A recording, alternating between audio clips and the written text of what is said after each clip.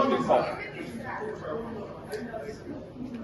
By the judgment of the court has this morning restored the hope of members of the Labour Party in Nigeria by affirming that the power to elect their leadership is vested in members of the party who subscribe to the constitution of the party.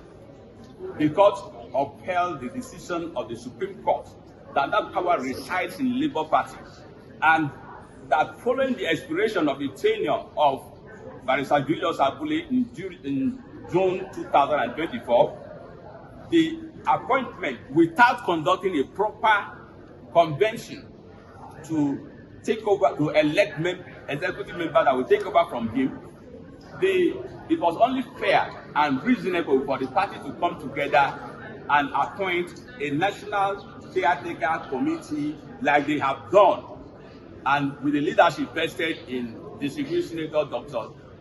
Nenadi Usman.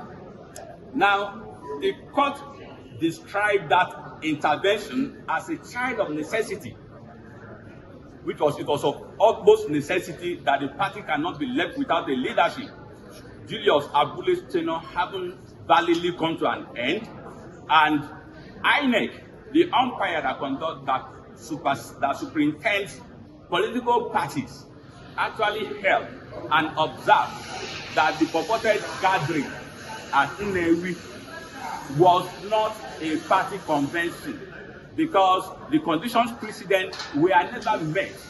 No world local government state congresses or state or zonal congresses were actually held or conducted to elect members who were to vote at the INEC convention.